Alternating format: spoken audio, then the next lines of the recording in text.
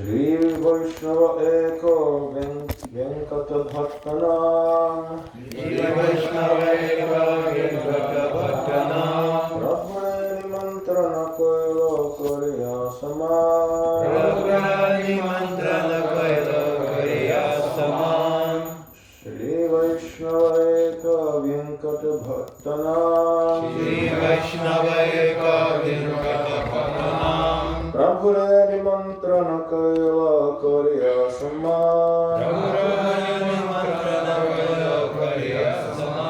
Shri Vaishnava Eko Venkata Bhattanam Shri Vaishnava Eko Venkata Bhattanam Prabhu Mantrana Koilo Koriya Saman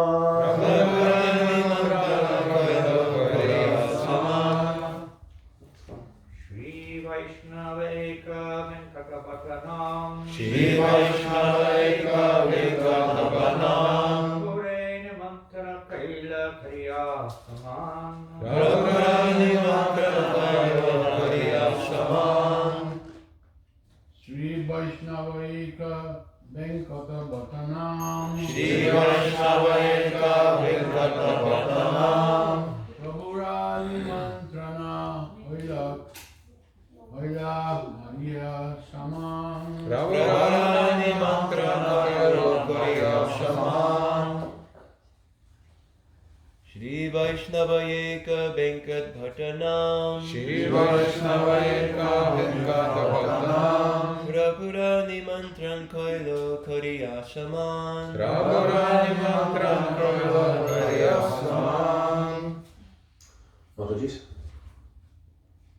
Shri Vaishnava Eka Venkata Bhattanam Shri Vaishnava Eka Venkata Bhattanam Prabhu Mantrana Kaila Koriya Saman Prabhurani Mantran Koilo Koriya Saman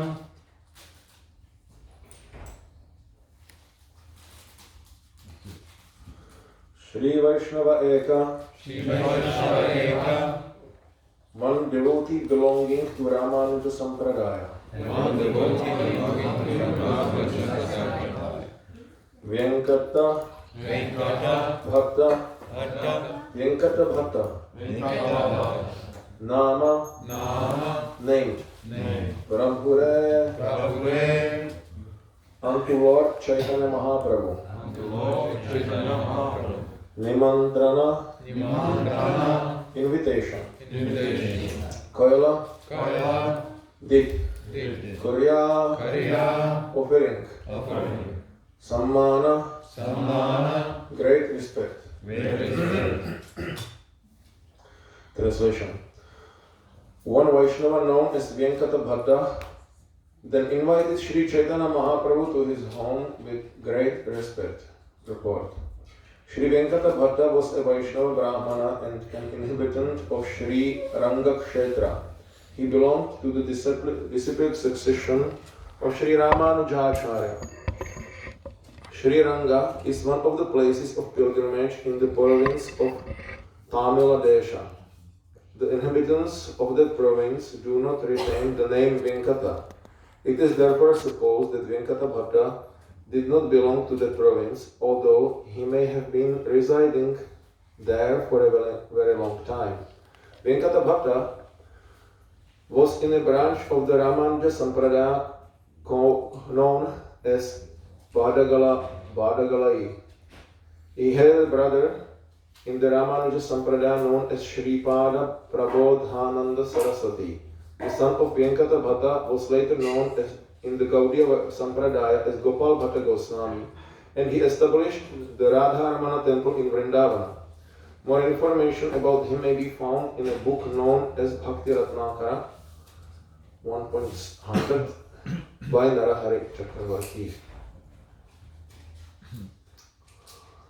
Shri Vaishnava Eka Venkata Bhattana Prabhure Nimantrana Koriya Saman. One Vaishnava known as Venkata Bhatta then invited Sri Chaitanya Mahaprabhu to his home with great respect.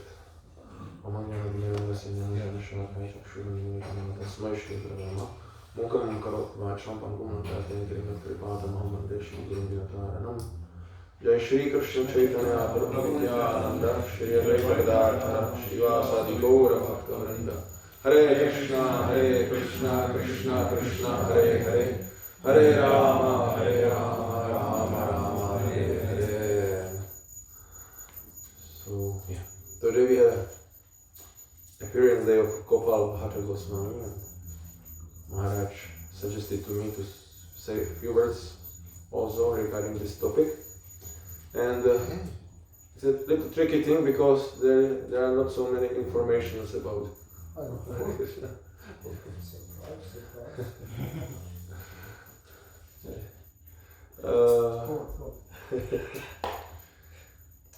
Not so many informations about Gopal Bhatta Goswami, because it is known that when Sri Krishnadas Kaviraj Goswami was supposed to write Chaitanya Charitamrita, he asked different Vaishnavas for their blessings. And Gopal Bhatta Goswami told him, I will give you blessings, but you cannot mention my name in the book, so that I am hidden. So this is the special characteristic of humility of these great souls, especially this soul and this eternal servant of Lord Krishna in spiritual world. And so therefore we don't have so many informations about Gopal Bhatta Goswami, and in Chaitanya Charitamrita there is practically no mention of him, maybe one or two places. And here his father is mentioned, Venkata Bhatta, and actually we can see that Sri Chaitanya Mahaprabhu was staying in the house of Venkata Bhatta for 4 months of the Chaturmasa period. And in this way, his son was also blessed by the association of Sri Chaitanya Mahaprabhu. This information, as Srila Prabhupada says, we can have more information from the Bhatni Ratnakara, from Narahari Sarakara, or is it Naraha Chakravarti? No. Because he did not get this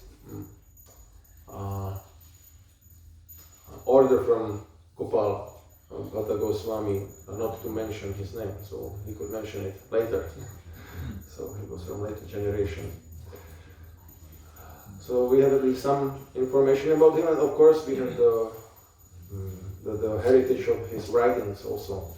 So we can see here in this example, similarly as we can see in the example of Narada Muni when he is describing his previous life, where he is describing how he was able to serve the Mahabhagavas, the great devotees of the Lord, and in this way he could purify his heart and become also a pure devotee of Krishna. And also Gopal Bhatta Goswami, as a small boy, he was 7 at the time when Sri Chaitanya Mahaprabhu arrived to Sri Rangam. You know, Sri Rangam is a very special place, rich of spiritual culture and tradition. And who visited Sri Rangam here? Okay. Good. So yeah, it's an amazing place, and when you get a proper guide, there are two devotees from our movement who are guiding devotees there and explaining about the whole temple and the history. So it's so rich. It's just every inch, every square meter or square foot is full of great history and amazing things which happened there, and amazing examples of great Vaishnava saints. Srila Prabhupada is especially mentioning just a few verses again before the great Alvars of South India, Andal as an eternal consort of the Lord and the only woman in of these 12 Alvars, and some others like that one who was stealing and robbing.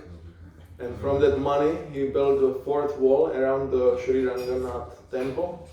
So that was his special service, special way to get money. Be careful, not to imitate. And so this was coming to my mind. He was serving to Lord Chaitanya Mahaprabhu, and also Narada Muni, when he was a young boy in previous life, he was serving to these great saints, and they thought that great benefit. Of course, Gopal Bhatta served directly the Supreme Personality of Godhead, but in one sense, there is not such difference if you serve the Supreme Personality of Godhead or his pure representative. Actually, it is described that it's even better to serve the pure representative of the Supreme Personality of Godhead. If you consider yourself a devotee of the Lord, you are not a devotee, but those, or Krishna says, but those who consider themselves to be a servant of my servants, they are actually devotees, my devotees. So in this way, Gopal Bhatta Goswami got this chance to assist his father in serving Sri Chaitanya Mahaprabhu, and he got gradually, of course, very much attached, and he wanted to live with Sri Chaitanya Mahaprabhu. And he was getting the remnants of the food of Sri Chaitanya Mahaprabhu, and he was getting the water which was washing Sri Chaitanya Mahaprabhu's feet. It was such a great boon, such a great special opportunity. It's not also by chance. How it's called, this Karanapura, in his Gaura Ganodesha Dipika, he describes the eternal swarupa of different devotees, and he explains that Ananga Manjari is Gopal Bhatta Goswami. So it's a younger sister of Radharani. It's not an ordinary being, it's a most special being. And in this way he was serving Sri Chaitanya Mahaprabhu and wanted to live with him. And Sri Chaitanya Mahaprabhu said, no, not now. First serve your parents and be here, and when the time comes, when your parents will leave the body, then you can go to Vrindavan and join Sanatan and Rupa, which he did. After his father and mother left the body, he went to Vrindavan and served there under the guidance of Rupa Goswami and Sanatan Goswami, and wrote many literatures and established the strong basis for our Gaudiya Vaishnava Sampradaya, for our movement and the service to the Sri Chaitanya Mahaprabhu. So the one thing is also, from this example of Gopal Bhatta Goswami, that it is very important that young generation gets a proper treatment from us or from devotees in general, and get this opportunity to serve the Lord and serve the Vaishnavas from very early age. And in this way, there is a great chance that they will develop a great taste for the service and for the chanting, which we often don't have so deep. But we can at least give the chance to next generation and hope they will be better devotees than we are or than I am. And I remember once Prabhu was speaking about one boy. I am not sure if it was his grandson or it was somebody else. But it was a young boy and he was chanting so many rounds. And he was chanting like 32 or 64 rounds by himself. And he asked him, how is it that you are chanting so many rounds? And he said, it's just so nice to chant. It's just so nice. So that would be nice to have such a feeling for chanting. You usually think, okay, 6 rounds, 10 more, awaiting me. Yeah. Oh, only 4 is remaining. Okay, that's quick. Then I can do whatever I like or want to do, or even some service we have for Krishna, of course. But the mentality in our heart is like that we think, okay, so many rounds to chant, it's so difficult to concentrate, and we try to find a way how to make it easier for our minds. Just to sit and chant is difficult, so we have to find some, to sit with others and chat a little bit, and in between chant some rounds. It's a little easier for the mind. But it's a little more difficult to make an advancement in such a way. So it would be nice if we have such a taste, and we can develop it, all of us, by association with devotees. It's not only this for these small children, like here Gopal Bhatta or Narada Muni, where he was small. These were amazing personalities, and of course, even now on this planet there are probably many young boys or girls,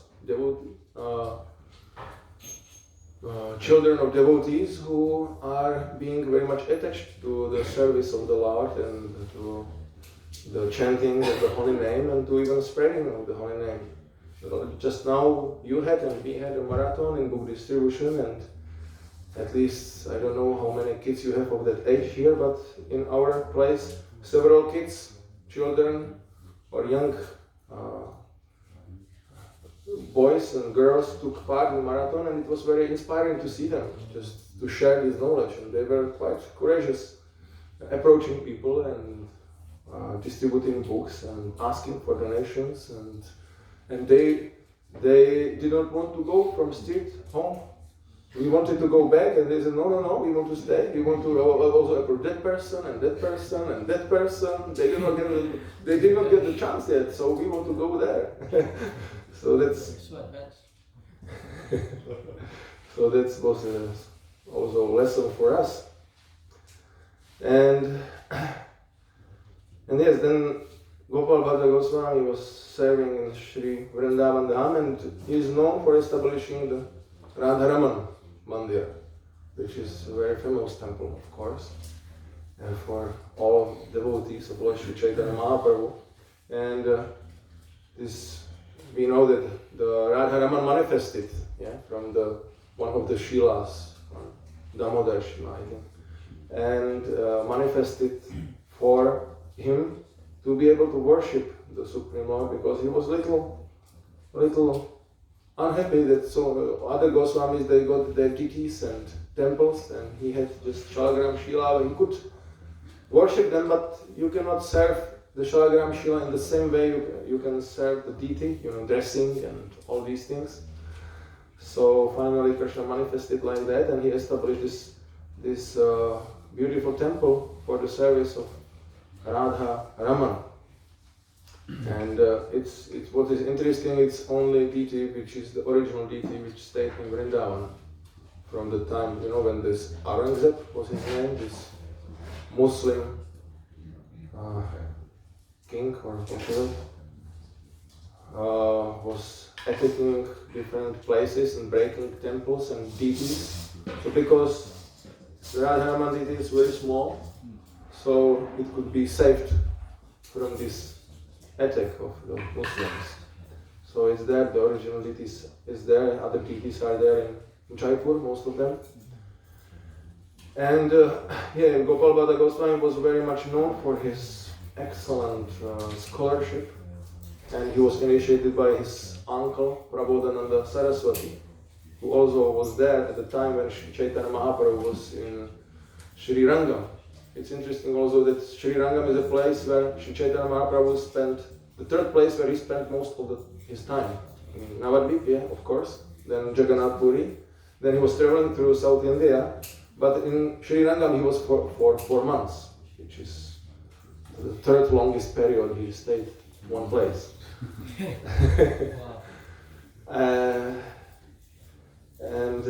He converted actually this Venkata Bhatta and Prabodhananda Saraswati and their brother to Gaudiya Vaishnavism. They were Vaishnavas. It's not that they were materialists or Shaivats. They were Vaishnavas. They were Sri Vaishnavas, which is bona fide Sampradaya. But they understand. Their understanding is that Lord Narayana and Lakshmi are the supreme, and they worship in awe and reverence, with the opulence, which is not bad, which is of course right. But Sri Chaitanya Mahaprabhu came specifically for the reason to spread the glories of Vrindavan and Sri Radha Krishna, and the special mood of Vrindavan devotees in different rasas, like Sakhya and Vatsalya and especially Madhurya. And in this way he was teaching and preaching there, and finally Venkata Bhatta and Prabodhananda Saraswati and of course Gopal Bhatta became pure Gaudiya Vaishnava saints. And our Sampradaya is still very much respected till today in Sri Rangam. When devotees of ISKCON come to Sri Rangam, they have the privilege to see the deity, because other tourists, Western tourists, they cannot see, they cannot enter. Like I don't know if the third wall or something like that, it's just the limit, they can go in. But if you are a Vaishnava, who change the light, they will allow you to enter and see the Lord. We have one devotee, Mataji is even here. she got the chance that Pujari took them because, of course, that one of our devotees gave a big donation, and so he took him in, and considering her to be his wife, she got in also. And they were just standing on the altar and having like, I don't know, maybe 10 minutes of darshan of Shri Rangana there. And many people, they appreciate. Once we were there with my spiritual master, Bhakti-Vikas Swami Maharaj. We have been celebrating Vyasa Puja there, and we had a Harinam and a lecture in the temple there, and he told us that we should behave very properly because ISKCON devotees are regarded very highly there, and we have a good name and good relationships there, so we should keep that as such, our good behavior and acting there in proper Vaishnava manner.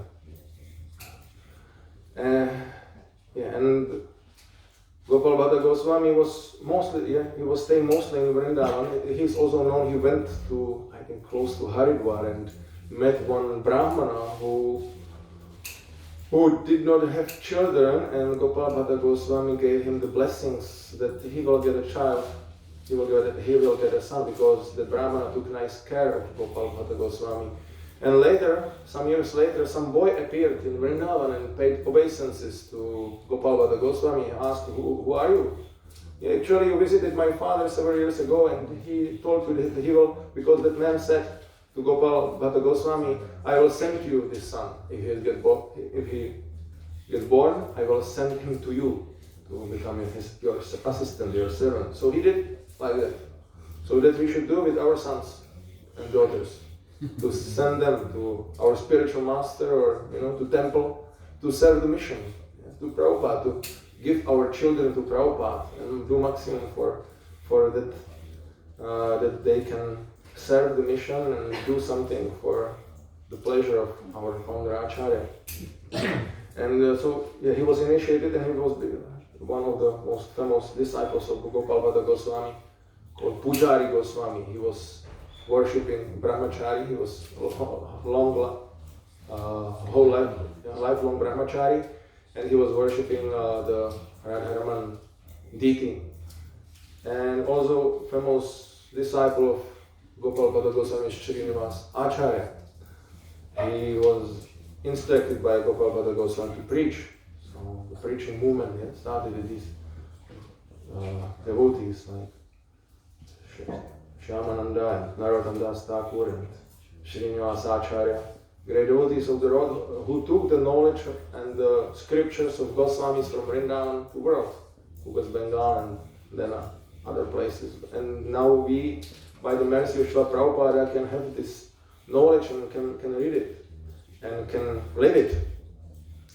So these Goswamis, they made this strong foundation to our Gaudiya Vaishnava Sampradaya by Nana Shastra Charanaika Nipunau Dharma Samsthapakau Lokanam Hitakarino Tripuvane Manyo Sharanyakarau. They were out of the great for the benefit of the world, for the benefit of mankind. They collected the most important shlokas and parts of the Vedic scriptures and compiled the Vaishnava scripture, Gaudiya Vaishnava scriptures, and thus promoting the proper Siddhanta of Vedas, which is to love Krishna and to serve him in proper way according to the inhabitants of Vrindavana. And in this way they established this Siddhanta, and on this basis we are serving Lord Krishna and spreading their teachings.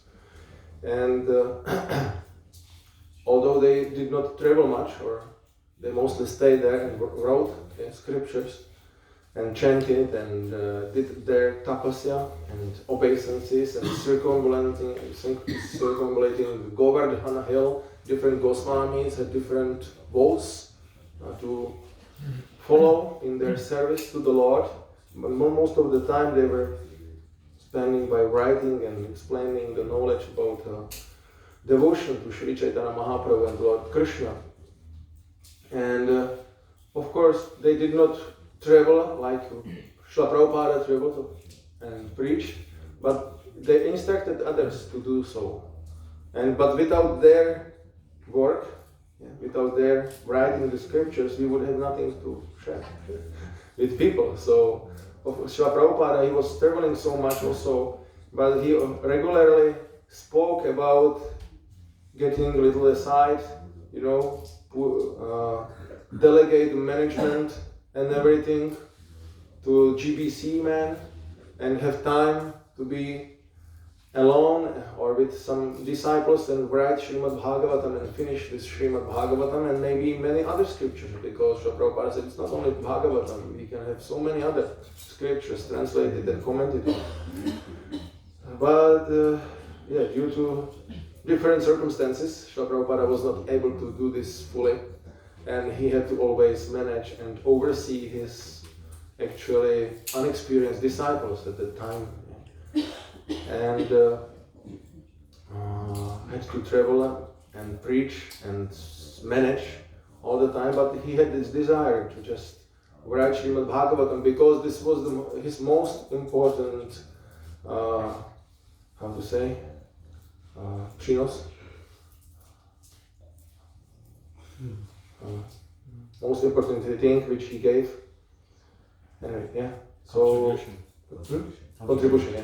The most important contribution is his books, of course, because if Srila Prabhupada only travels and speaks, then several people can become devotees and even movement can be started. But without books, there is no solid basis. But with books, we have a solid basis, and we can read them every day, and we can study them whole life and many lives, and distribute them to so many people. And in this way, the books became the basis. As Srila Prabhupada is also said that this is the very solid thing.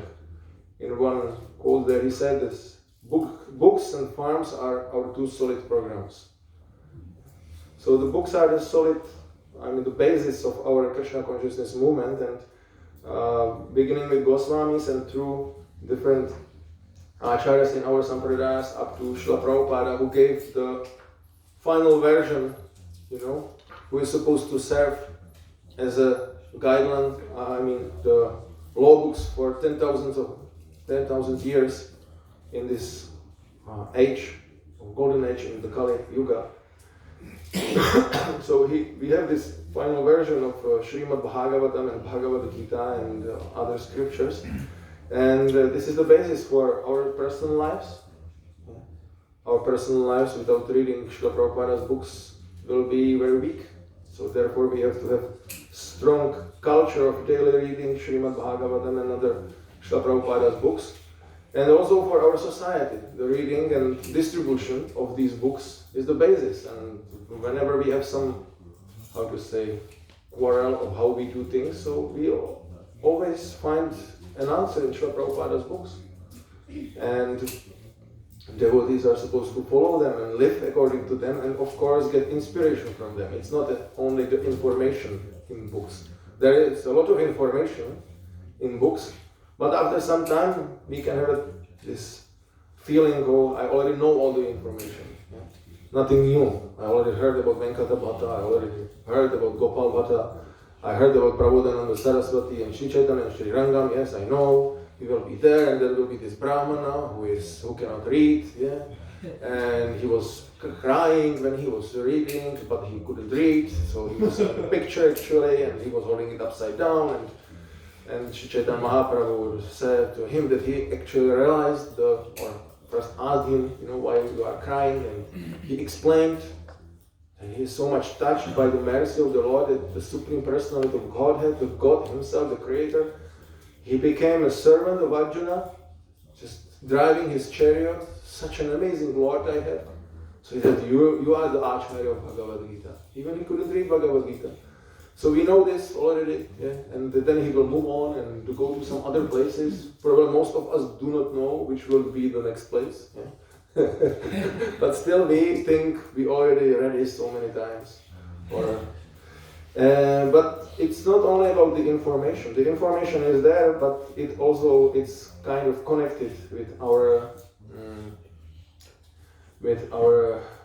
how to say in English? Sorry, postoj? Attitude. Yeah, with our attitude when we are reading. So I just also listened to one lecture from one of our spiritual masters, and he said, when I listen to Srila Prabhupada's lectures, I almost know what he will be going to say next.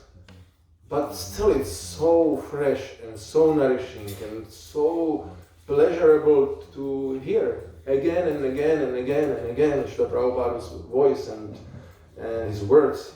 And in the same way, although most of us we do not know so much from these books, there's still many informations which we maybe read before, but we do not remember and do not apply.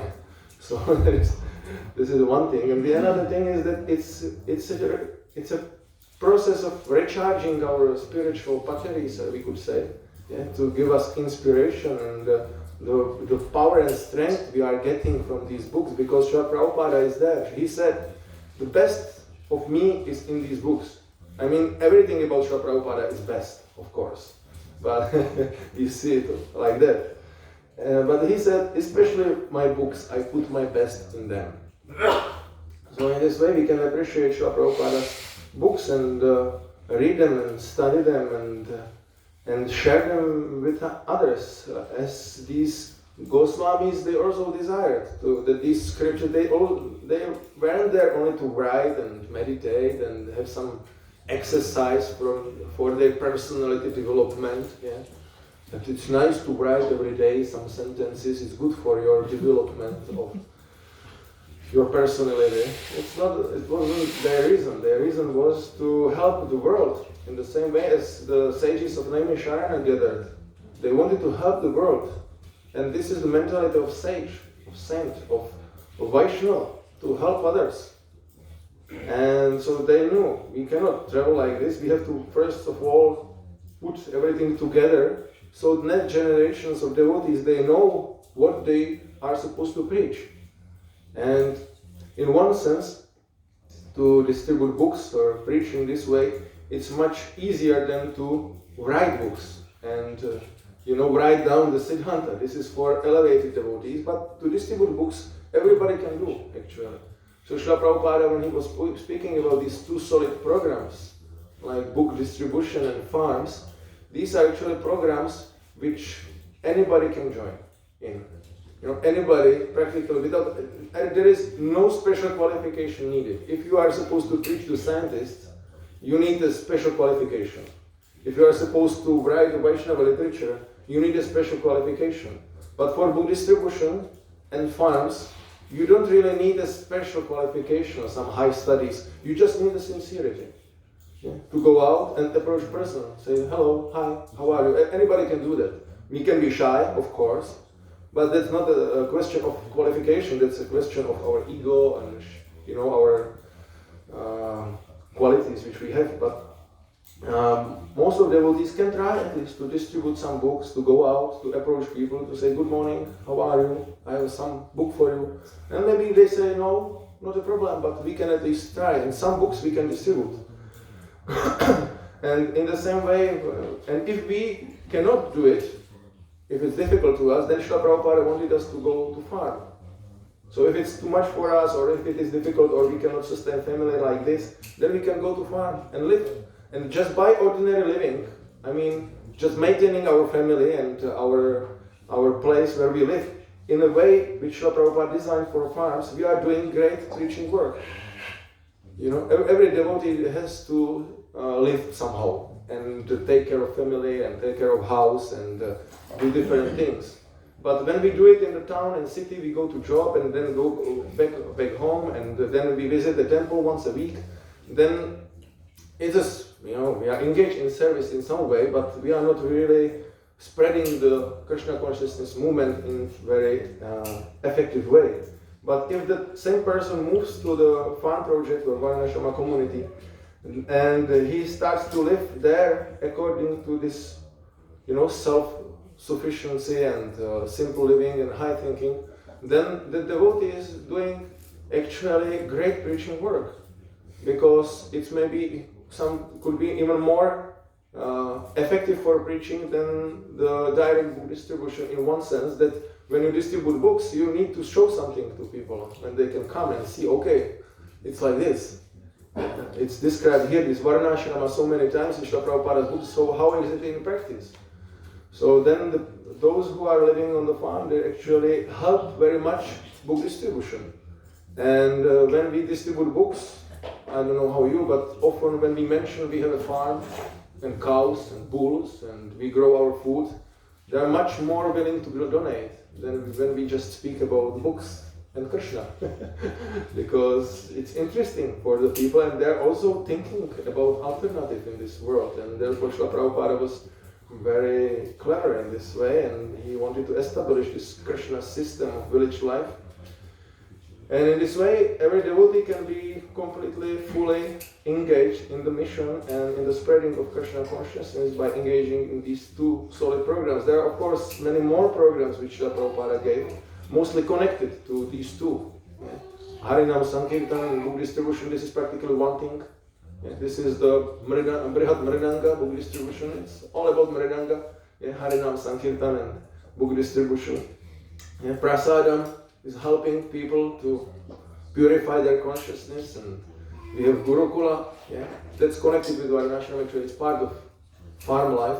Gurukula is just the most important thing there to educate the young generation in the service of Krishna and establish the Varnashrama.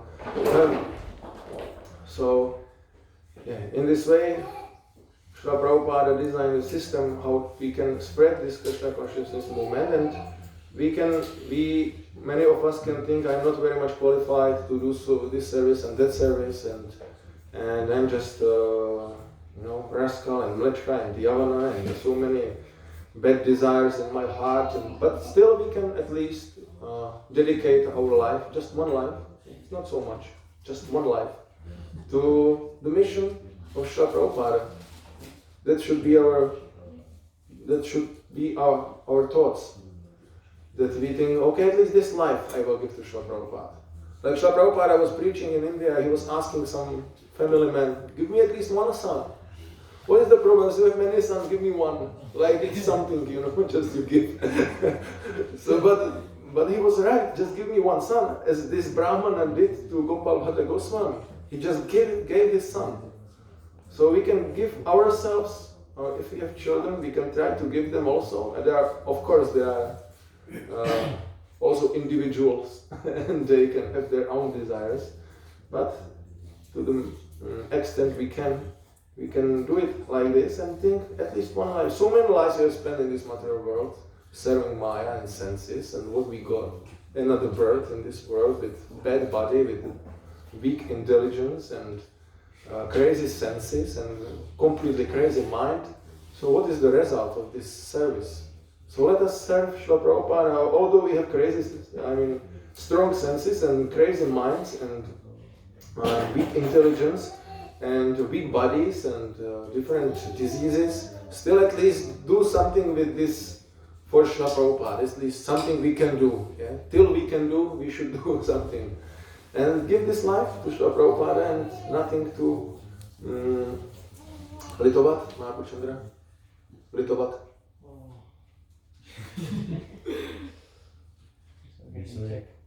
I'm forgetting English, I'm forgetting Czech.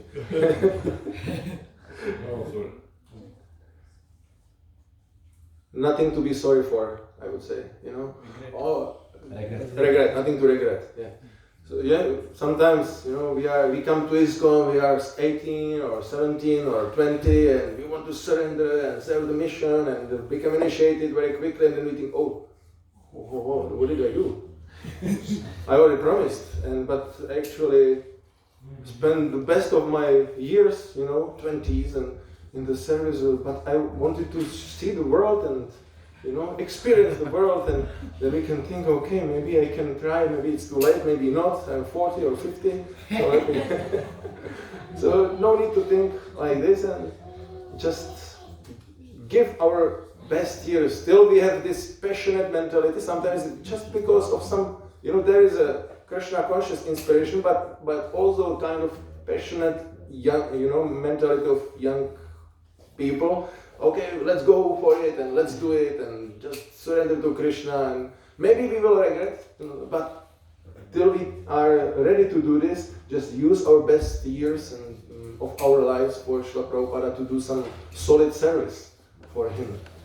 And we will actually never regret really, because when we understand what we did, it's nothing to regret. It's just a great boon we got that we can be engaged in the service. Sometimes when devotees go in the street, they have a tendency, oh, it's so difficult, but I am going to do it. I am just one of those few that I am going in the street and distributing books every day. So it's actually, devotees should be, appreciating me and should be, or something. We can have it, it could be also, it is often subtle. You don't think like this grossly, and don't speak like that, of course, because you know the philosophy. But somewhere inside is, I'm going there, it's very hard, nobody is doing that. They should be grateful to me, I'm bringing money for the temple. But actually we should be very grateful to Krishna that we can be engaged in such a glorious service of spreading Krishna consciousness, of serving the Lord, that we were allowed to join this movement, that we were allowed to join the temple and live there, not think, okay, they need some more people, they don't have enough manpower, so I will come and I will do some service, here. So just to help them, they need me. We should think opposite, I need them. I need that service, and Krishna mercifully left a lot of service for me, for 10 men maybe. So Krishna is so merciful to me, so I can do this service and just live here my best years of my life, or all of my life, in dedication to help Srila Prabhupada and assist other devotees to serve him in many different ways. Okay, these are a few points. 8:48. Prasad is 9. Okay, if anybody has anything to add, Maharaj, maybe, or Little correct question me. of clarification. It seems like Gopalabhata Goswami, you mentioned he's a Nanga Manjari, sometimes it says he's Guna Manjari, different places. He's a Manjari, whatever it is, but he seems to be focused more on the Aishwarya Bhav in his writings and teachings. Can you expand on that? Aishwarya Bhav means more reverential rules, rituals, Satpriya Saradipika and other books. They're very ritualistic. Yeah, that's true. Doesn't see much Rasa or Bhav I can say something and then you can finish from my understanding. The first thing which I understand in this connection is that for the preaching, it's very important to have this concept of awe and reverence. As you have here the deities of Krishna, Balaram and Radha Krishna or Radha Govinda Madhya. Srila Prabhupada instructed us to worship them in the mood of awe and reverence, in the mood of Lakshmi Narayana actually. This is important for us not to become Sahajya, not to become cheap Vaishnavas, because it's the Supreme Lord. It's the Lord of Vaikuntha, it's the Creator, it's just the Supreme Personality of Godhead. And without this awe and reverence, we will for sure make a lot of offenses because of our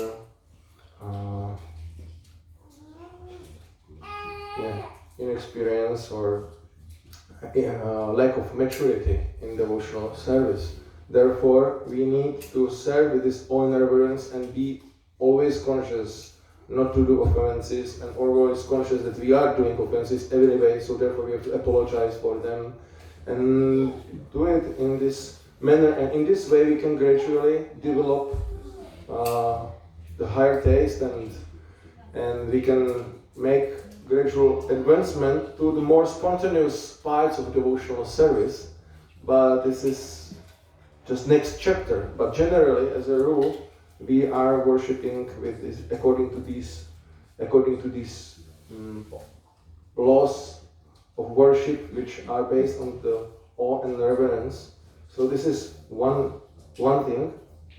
And also we can see Bhaktisiddhanta Saraswati Thakur, who is also, he his Nayana Manjari, I think, the Money. Nayana Mani, yeah, the sight of Radharani seeing Krishna.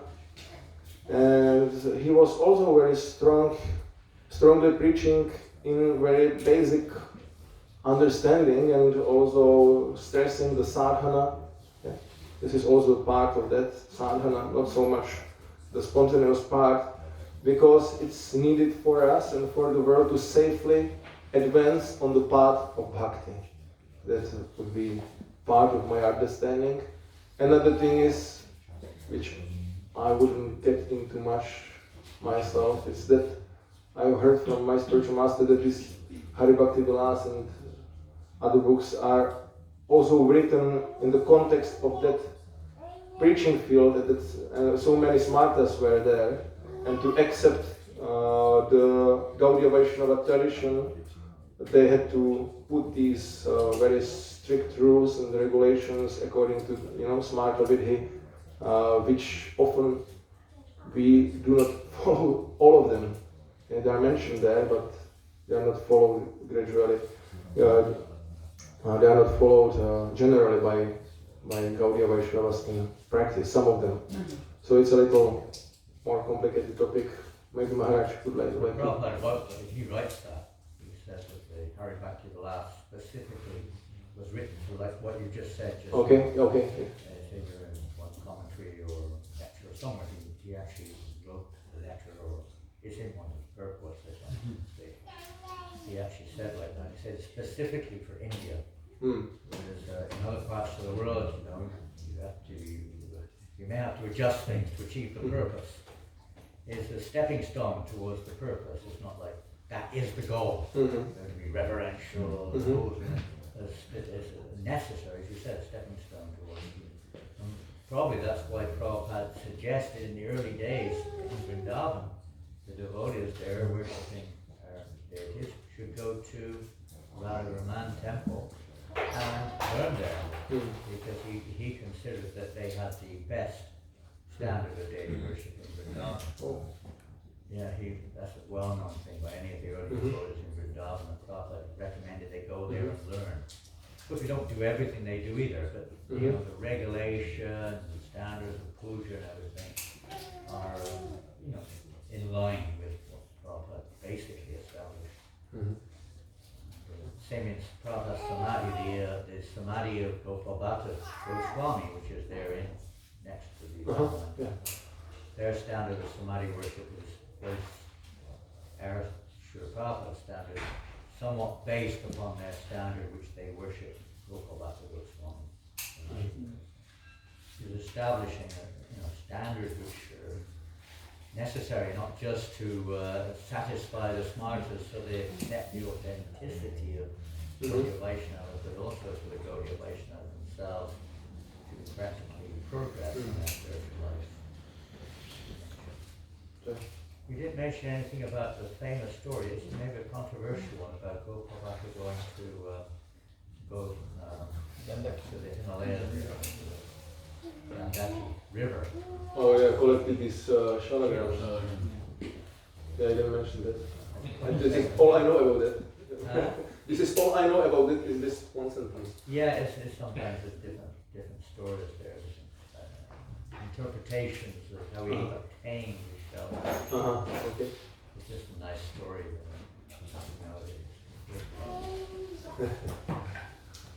As Shilas were jumping out, and he was putting his lotus in to take a bath. And Shilas were, he picked his lotus up, and the Shilas were inside. He pulled it back, he jumped back in again. Well, it's just amazing thing.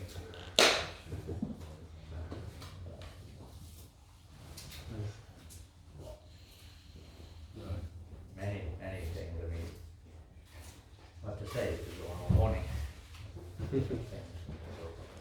Although not much, as you say, in the Chaitanya Charitamrita. The descendants of Gopalbhata Goswami have shared a lot of things, Yeah. That his relationship with Lord Chaitanya and Descendants of his disciples. Yeah, well, that Brahmachari Damodar, he didn't get married. So he had no offspring. But he suggested that his younger brother should take up the puja of Radharama. Because Gopabhata was wondering, what after I leave, who's going to carry it on? Because you're a brahmachari, there's no descendants. His younger brother, whatever his name was, he took up the puja.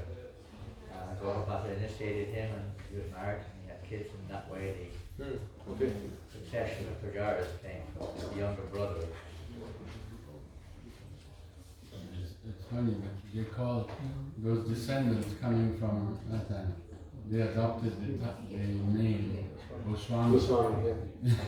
Family name. It's a family name, but the 6 Goswamis were all renunciates. They didn't have any children. You find quite a few people have that family name, Goswami. Yeah, Goswami, Okay.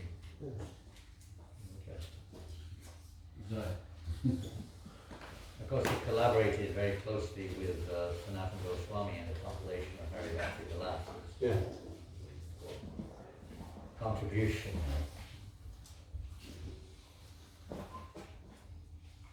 Lila Goswami also attributes his satsandhavas actually to Gopal. Yeah.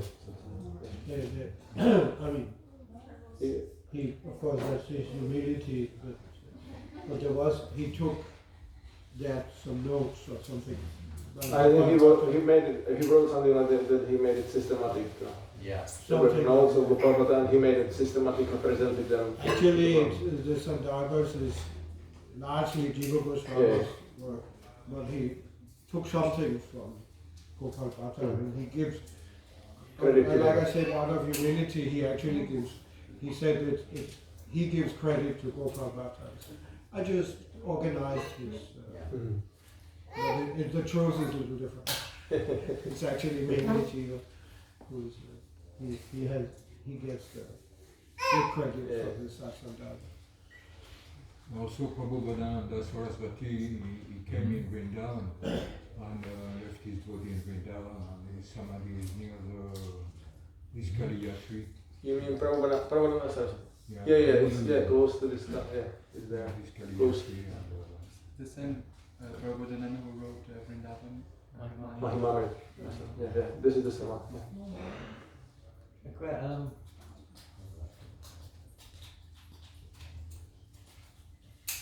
I also had a question. I once heard a devotee in a class mentioning that the 6 Goswamis of Vrindavan, and they were all not Nitya Siddhas. Some of them, like Rupa Goswami, they were eternal self-realized souls, and some others, I don't remember exactly. I don't know if you have any reference for this. I have never heard it, so I think I've heard it. Yeah, me neither. It was the only question I wanted to ask. I've heard that, but that's not confirmed by Prabhupada. Yeah. They're all described through their constitutional position as Manjaris. That's what was my understanding. Yeah. It could be an overlap with some of the Goswamis, not necessarily the 6 Goswamis. You know, things get muddled up sometimes.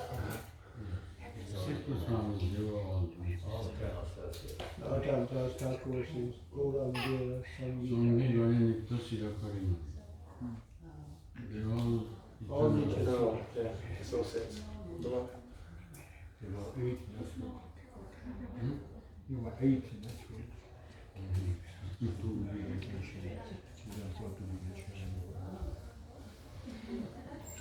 Okay, anything else?